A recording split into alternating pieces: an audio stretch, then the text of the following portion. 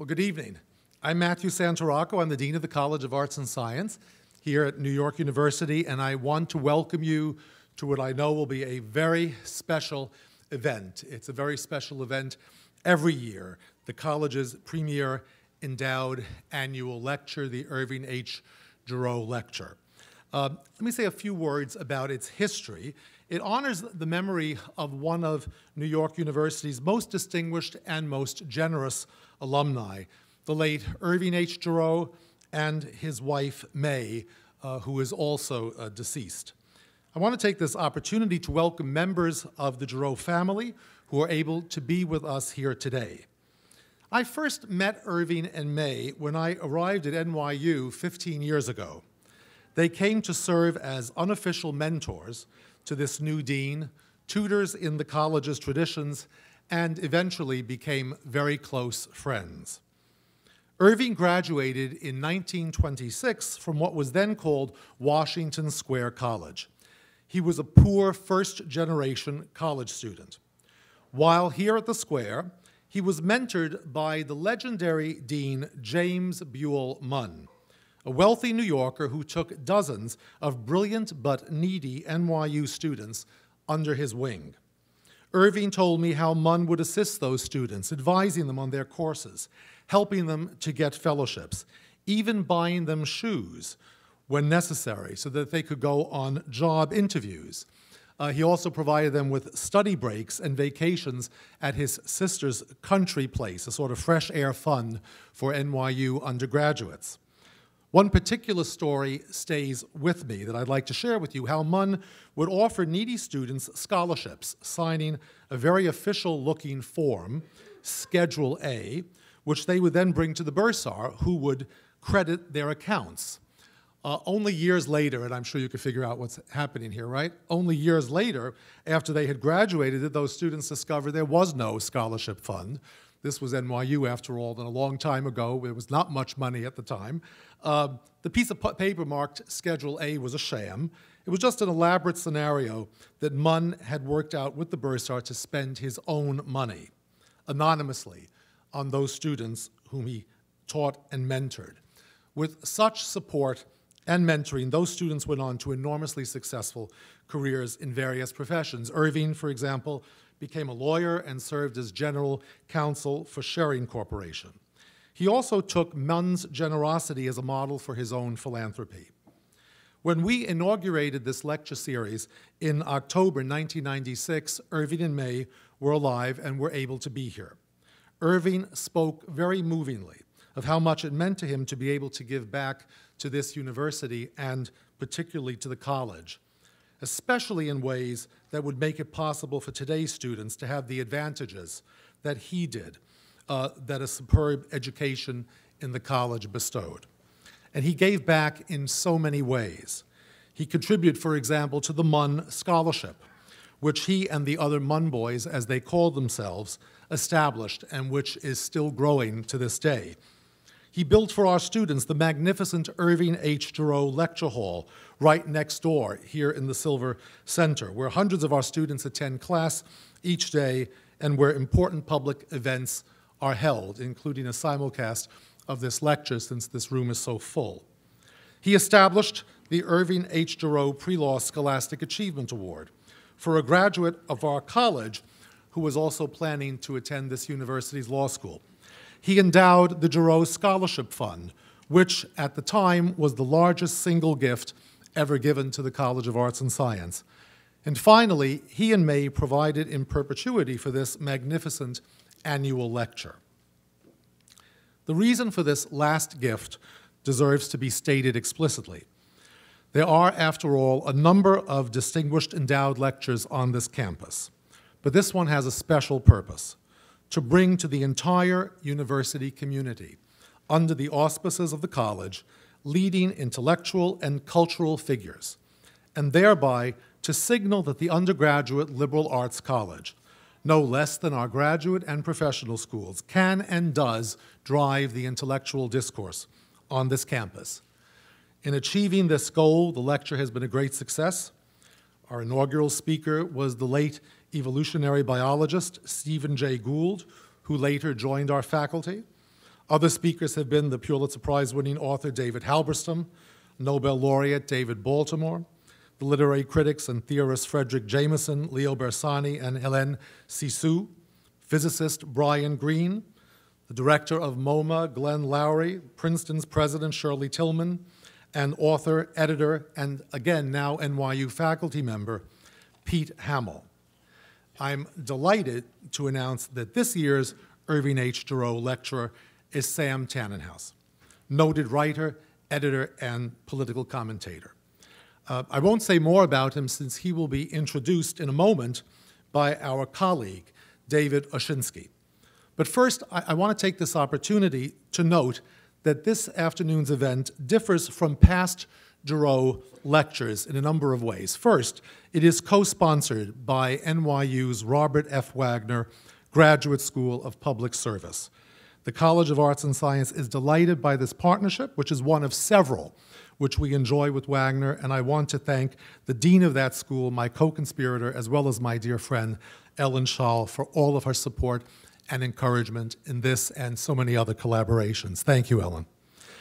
We're departing from another precedent today as well, since Mr. Tannenhaus will not only deliver a lecture, but will participate afterwards in a panel discussion with Dean Schall, with Wagner faculty member Robert Shrum, and with historian David Oshinsky, who will moderate the panel.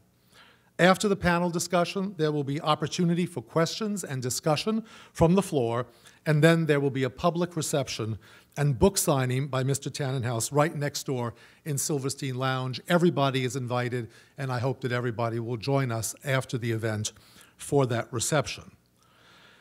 At this point, I would like to just say a few words about David Oshinsky, who, as I said, will introduce our Jurow lecturer. David holds the Jack S. Blanton Chair in History at the University of Texas at Austin. This year, we are also fortunate that he is the Jacob K. Javits Visiting Professor here at NYU, where he is also Distinguished Scholar in Residence in our History Department and also holds an adjunct appointment in NYU's School of Medicine. Professor Oshinsky earned his BS from Cornell, as well as his MA there in labor history, and his PhD is in American civilization from Brandeis.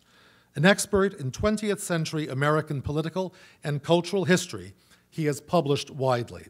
His most recent book, Polio, An American Story, won the 2006 Pulitzer Prize for History. His other works include A Conspiracy So Immense, The World of Joe McCarthy, which won the Hardeman Prize, and Worse Than Slavery, Parchment Farm and the Ordeal of Jim Crow Justice, which won the Robert F. Kennedy Book Award. He is also the co-author of American Passages, A History of the United States, and he is a co-editor of the Oxford Companion to United States History. His work appears regularly in the New York Times and other national publications. I want to take this opportunity to thank David for helping us organize this event, as well as for his role in it. And I'd like to invite him now to come to the podium to introduce our speaker. Ladies and gentlemen, David Oshinsky.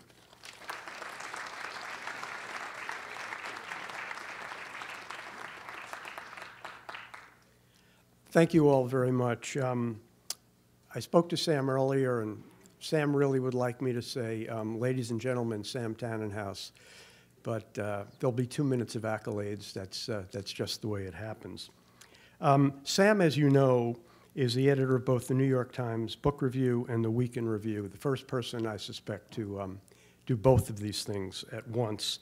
And as an author, as a contributing editor to Vanity Fair, as someone who has contributed to the New Republic, the New Yorker, the New York Review of Books, and many other publications, Sam is really a Renaissance man. I mean, from what I recall, he has published on everything from Andre Agassi to Louis Armstrong to the architecture of old Greenwich Village.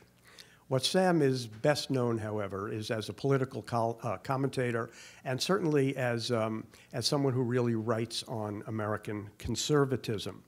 Now, Sam came on our radar in 1997 when he published a book called Whittaker Chambers, a Biography. I reviewed it for the Washington Post, and it was just a remarkable book, and it was a very, very brave book.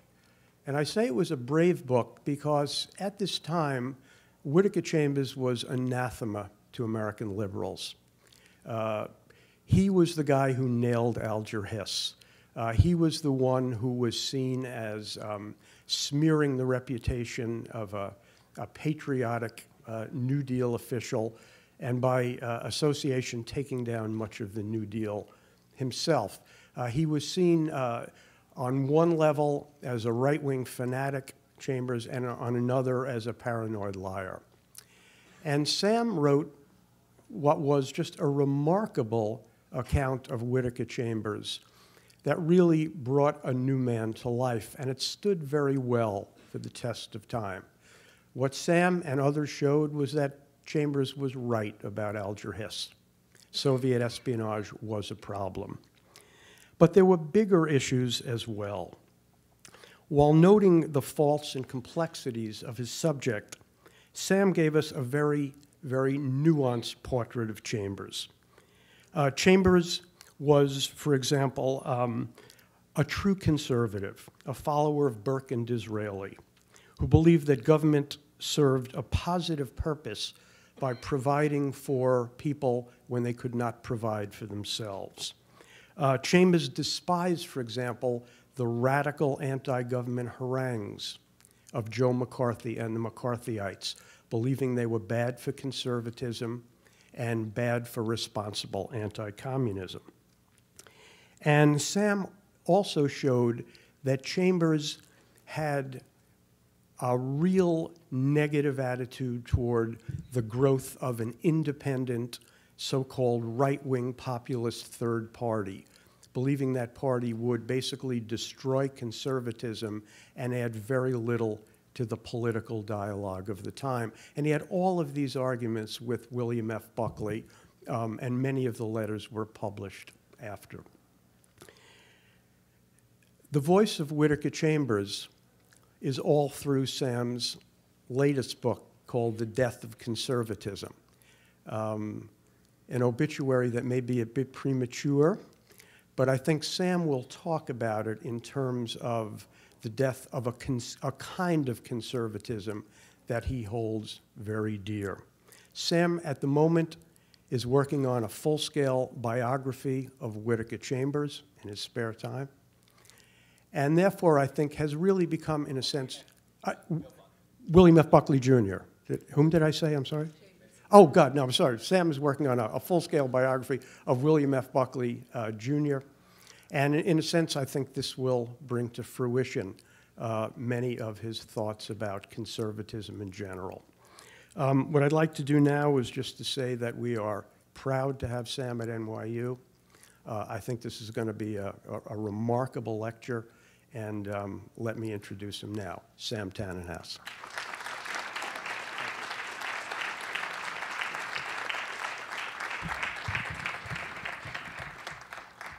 Everybody hear me? Is there a clock so I know when I'm running long, or should I just use my watch, which is my BlackBerry? No one ever calls me on it, so it won't go off. What I would like to do, especially since we have so many people here, is have me pontificate for as little time as possible, then get our very distinguished panelists up here, because I'd rather hear from them than listen to myself, and then take questions if we can, and Dean Santaracco says that's fine. So we'll do that. And David said it was brave of me to write a biography of Whittaker Chambers. I think I'm much more nervous about speaking tonight after the Dean mentioned the list of distinguished predecessors here. And I'm not in their league, but I'll do the best I can. My book, The Death of Conservatism, was published in September 2009, at the very moment when it looked as if a conservative movement was resurgent. There was a big demonstration, anti-tax demonstration in the Capitol. Some of you remember that, and the signs showing President Obama as the Joker and denouncing his socialism and all the rest. And that movement has since gained adherence. The latest number I saw was that its leaders claim 6 million. And we have to be careful about that because the leaders of the John Birch Society, Robert Welch, once predicted there'd be a million members of that organization, and there were never more than 50 or 60,000, which is the same number of American communists there were in its peak years, about 1939 to 1945. What I'm doing now is preparing an epilogue of this little book to be published around election time. So I thought what I would do is discuss some of the issues that have come up as I've been thinking about this and researching and writing it. David raised the question of whether my obituary was premature. I think in one way yes, and in one way no. What we have seen the end of is what the great mid-century conservative thinkers and writers like Whittaker Chambers, William Buckley, Irving Kristol, Russell Kirk, Wilmore Kendall saw as a responsible conservatism. It's a conservatism that honored the idea of a civil society. And a civil society is based on the notion of a harmonious and not a polarized culture. Now that didn't mean there would be no debates and no quarrels. Anyone who looks at the early television appearances of William F. Buckley on Firing Line or reads his early books knows that he was very confrontational, very aggressive, but what he did was to mature in his ideas about conservatism. I want to talk a little bit about that tonight. Something I want to get to now, though, is our current condition. Because I have spent a long time looking at the conservative movement, I focus on two things: the intellectuals, whom we tend to overlook, and also the movement leaders. And it's very hard for many liberals in America, and I don't know how many are in this room, there are probably quite a few, to take conservatism on its own terms, to see what its arguments are. And that's something I've tried to do, for better or worse, and it does not always please conservatives. They're particularly displeased with me now. They never thought I was one of them, but now they think I've become, one of the absolute enemy.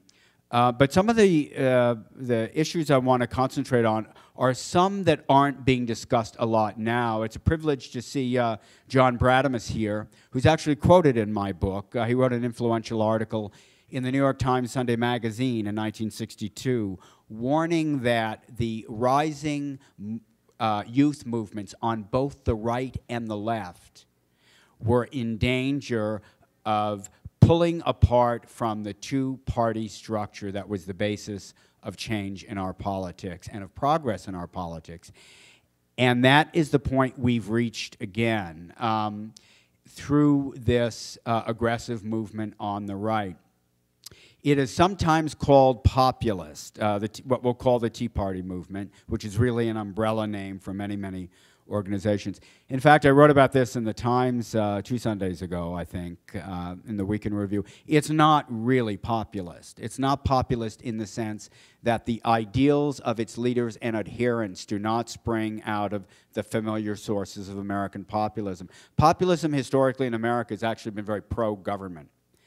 Even the most conservative populists in our recent history, George Wallace, the governor of Alabama, Pat Buchanan, if you remember his campaigns, were actually pro-government. George Wallace, if you set aside the racism and pro-segregation arguments, a lot to set aside, but if you do, was actually a New Deal Democrat.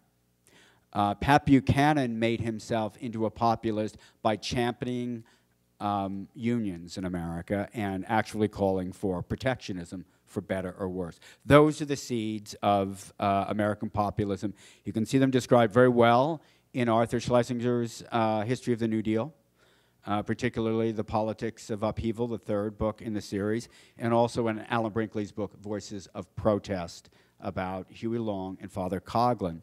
The originator, by common agreement, of the current so-called populist movement of today, the Tea Party movement, is actually a CNBC reporter, right? You know, this Rick Santelli, who delivered a celebrated rant on television that then went viral on YouTube. And does anybody remember what he was denouncing in his rant? It was made almost exactly a year ago.